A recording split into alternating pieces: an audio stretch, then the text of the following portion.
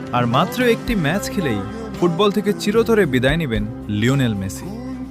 যে নামটা শুনলেই কোটি কোটি ফুটবল প্রেমীর মুখে হাসি ফুটে ওঠে, সেই নামটাই আজ বিদায়ের দ্বারপ্রান্তে। ভাবতেই বুকটা ভারী হয়ে আসে।